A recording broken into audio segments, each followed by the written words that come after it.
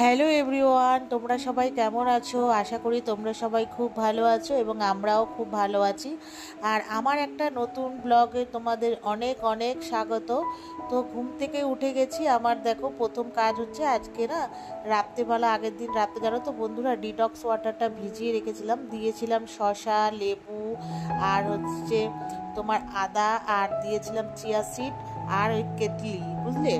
তো সেটা দিয়ে মানে ওটা আলাদা ভিজিয়েছিলাম আর এগুলো একসাথে ভিজিয়েছিলাম। তো পরে ওটাকে মিক্স করে খেলাম আর বরের জন্য, মেয়ের জন্য ভিজিয়ে রেখেছি। তো শসা আদাগুলো আর লেবুর টুকরোগুলো তুলে নিয়ে আর হচ্ছে ওটা তোমার খাবো। তোমরা জানো তো এটার মধ্যে হচ্ছে অনেকে আছে লেবুর রসও দিয়ে খেতে পারে, বিট লবণ, যে যেরকম মানে মানে ওই শরবতের মতো করেও পরে খেতে পারে। আর আমরা যেহেতু এটা ডিটক্স ওয়াটার, তো আমি না বেশি বানাইনি। আগে না প্রথম প্রথম এক জগ মোটামুটি ওই 1 থেকে 2 লিটার জলের মধ্যে বানাতাম, জানো তো। ওটা দেখতাম যত বেলা হয়ে যেত না প্রচুর গন্ধ হয়ে যেত। তো সেই কারণে না আমি এখন আর হচ্ছে অতটা পরিমাণে বানাচ্ছি না। তো মাঝখানে আবার খাওয়াটা স্টক মানে করে দিয়েছিলাম, কারণ বড় হতো মানে নয়তো শশা থাকতো কিংবা এটা থাকতো না, তো সেই কারণে বানাতাম না। তো আমাদের যে স্যার আছে যে আমাকে এগুলো খেতে বলতো বা আর ম্যাডাম, তো সে তারা বললো যে তোমার ঘরে যাই থাকুক না কেন, যদি আদা বা লেবু যা এই দুটোই থাকে তো সেটা দিয়েও বানাবে, বা চিয়া সিড থাকলে, যে সব সময় তোমাকে 5-6 রকমের মানে জিনিস দিতে হবে এমন কোনো মানে নেই। যে কোনো 2 রকম 3 রকম এরকম দিয়ে বানাতে পারো। তো সেই জন্য না এখন মানে লেবু আদা থাকলে, বা আদাটা তো দেখো কম্পালসারি সবার ঘরেই থাকে। তারপরে এখন চিয়া সিডটাও শেষ হয়ে গেছিলো, তারপর অনেক দিন পর অর্ডার করেছি। তো ওই জন্য এখন সব যেগুলো আছে সবই দিয়ে খাচ্ছি। আর আজকে হচ্ছে এটা খেলাম। আর হচ্ছে যদি মিক্সিতে একটু ব্লেন্ড করে নিতাম না ভালো হতো। কেন বলো তো, ওই কেটলিটা না মানে কেটলিটা হচ্ছে একটু মানে থোকা টাইপের, তো একটু মুখে লাগছে। তো যাই হোক, আমার খাওয়া শেষ। তো বর উঠে গেছে, বরকেও দেবো। তো তারপরে এখানে আমি আজকে আর রান্নাবান্না কোনো ভিডিও করিনি। আজকে না একটু যাব মার বাড়িতে, ওই জন্য তাড়াহুড়ো করে রান্না করছি। আর তার থেকেও বড় কথা হচ্ছে মেয়েকে না পড়াতে আসবে, তো সেই জন্য তাড়াতাড়ি করে রান্নাটা সেরে ঘর দুয়ার পরিষ্কার করব, যাতে স্যার এসে পড়াতে বসলে আমার কোনো অসুবিধা না হয়, সেই জন্য। তো তারপরে দেখো ওখানে আমি আজকে আলু সেদ্ধ করে শুকনো লঙ্কা পেঁয়াজ দিয়ে মাখা করেছি। আর আগের দিনে অনেকটা পরিমাণে ডাল ছিল, আর করেছিলাম মাছের ঝাল। তো ওগুলো করেছি। তো করে হাজব্যান্ডকে খেতে দিলাম আর টিফিন গুছিয়ে দিলাম। তো আর এদিকে আমি হাজব্যান্ড যাওয়ার পরে একটু ফ্রেশ করলাম। তারপরে মেয়েকে বললাম উঠে মানে ঘুম থেকে ওঠ, স্যার চলে আসবে, রেডি হয়ে নে স্নান টান করে। তো মেয়ে উঠলো, পরে চা খেলাম। তারপরে তারপরে মেয়ে স্নান করে বসলো। আর অমনি জানো তো ঘর পরিষ্কার করতে করতে স্যার চলে এসেছিলো। তো স্যার হচ্ছে পড়াতে বসলো। তারপরে আমিও স্নান করে পুজো টুজো দিলাম, পড়ানো হয়ে গেছে। পরে মার বাড়ি দেখো চলে এসেছি। তো আসার পরে আর আজকে হচ্ছে ফ্রাইডে, তো মেয়ের নাচের স্কুল আছে, তো সেই কারণে একবারে নাচের স্কুলের ডে সব কিছু নিয়ে চলে এসেছি। আর বাইরে না আগের দিন যেহেতু বৃষ্টির পরিমাণটা মানে বৃষ্টি হয়েছিল, তো সেই জন্য আজকে না রোদের পরিমাণটা একটু কম, মানে রোদ উঠেছে ঘাম হচ্ছে না, ওই আর কি। তারপর আসার পরে দেখো মা ওখানে শাড়ি দেখালো। মা বললো ছোটো পিসি এসে শাড়ি দিয়ে গেছে মাকে, জেঠিকে আর মেজো পিসির জন্য। তাই মা হাত দিয়ে দেখাচ্ছে। মেজো পিসি চেয়েছিল সুতির শাড়ি বাড়িতে পরার জন্য, তো ছোটো পিসি আবার শাড়ি এনেছে তাতে কত বড় চওড়া পাড়, তো সেটাই মা হাত দিয়ে দেখাচ্ছে। তা আমি বললাম পিসি তো চেয়েছিল সুতির শাড়ি, ও কেন এগুলো দিল। তারপরে যাই হোক বলা বলির পরে ওগুলো রেখে তারপরে চলে এসেছি। মা বারবার ডাকছে আয়, বেলের শরবত করেছি। তো দেখতেই পেলে বেলের শরবত খেয়ে এবার চলে এসেছি আসল জিনিসে, মানে আজকে চলে এসেছি মানে রান্নায়। আজকে এই কারণেই আসা, তো যেহেতু আমাদের পরপর 3 দিন নিরামিষ খেতে হবে, নীল পুজোর আগের দিন, নীল পুজোর দিন আর সংক্রান্ততে।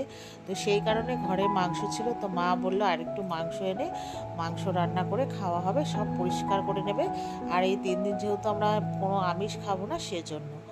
তো আজকে বানাবো চিকেন টিকিয়া। তো ভাইকে বলেছিলাম ছাবড়া মানে মাংস আনতে, মানে সলিড মাংস। তো এনেছে, মা ধুয়ে রেখেছিল ভিনিগার আর নুন দিয়ে, তারপরে মানে চুবিয়ে রেখেছিল, তারপরে হচ্ছে ধুয়ে নিয়েছে। এখন দেখো এখানে আদা, রসুন, শুকনো লঙ্কার গুঁড়ো, কাঁচা লঙ্কা বাটা, হলুদ, টক দই, কাসুরি মেথি, চাট মশলা, নুন, সর্ষের তেল দিয়ে ভালো করে ওকে চটকে মেখে ঠিক আছে রেখে দিতে হবে মিনিমাম আধ ঘন্টা থেকে 1 ঘন্টা। মানে মাংসটা হচ্ছে তোমার ভালো করে মানে যাতে ম্যারিনেশনটা হয়। তো মাকে সব আমি এক এক করে দিচ্ছি। মা বলছে কি কি লাগবে আমি তো জানি না, তুই সেগুলো দে। তো দিয়ে মা ভালো করে মাখছে, আর এখানে লাস্টে সর্ষের তেলটা দিলাম। আর যে কোনো মাংস মানে মাংস রান্না করার সময় দেবে কাঁচা সর্ষের তেলটা দিলে বেশ মাংসটা টেস্ট হয়, আর গায়ে মশলাগুলো ভালো মতো লেগে থাকে। তো দেখো ওখানে মাংস মেখে রেখে আসার পরে মা ওইদিকে ভাতটা বসিয়ে দিল, তারপরে করলো একটু চা। আর আমাদের তো তোমরা সব সময় দেখো আমাদের চা খাওয়ার কোনো মা বাবা নেই, তো এখন ওই ঠিক বাজে ওই 2টো থেকে 2:30। তো মা এখানে চা করেছে, তো বিস্কুট দিয়ে চা খেলাম।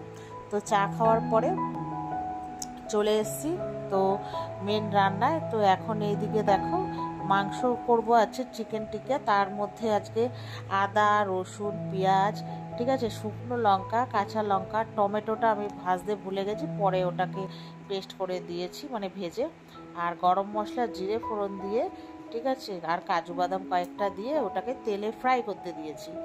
আর এদিকে দেখো আরেকটা কড়াইতে সর্ষের তেল বসিয়ে দিয়েছি, দেওয়ার পরে তোমার হচ্ছে ওই যেই মাংসটা ম্যারিনেশন করে রেখেছিলাম, ঠিক আছে, ওই মাংসগুলো সব ভাজতে দেবো। তো তোমরা কাঁচা লঙ্কা দিয়েও ভাজতে দিতে পারো, নাহলে এমনিও ভাজতে দিতে পারো। আর ওইদিকে আমার হয়ে গেছে তোমার পেস্ট করব যে সবজি মানে এগুলো মশলাগুলো, সেটা হচ্ছে ফ্রাই হয়ে গেছে। তো ওটা ঠান্ডা হতে দিয়েছি, এই যে দেখো। আর এইদিকে হচ্ছে করব ফ্রাইড রাইস, তো ওর জন্য গাজর বিনস ক্যাপসিকাম সব কেটে আর কি ভাজতে বসিয়ে দিয়েছি। এখন জানো তো 3:30 মতো বেজে গেছে।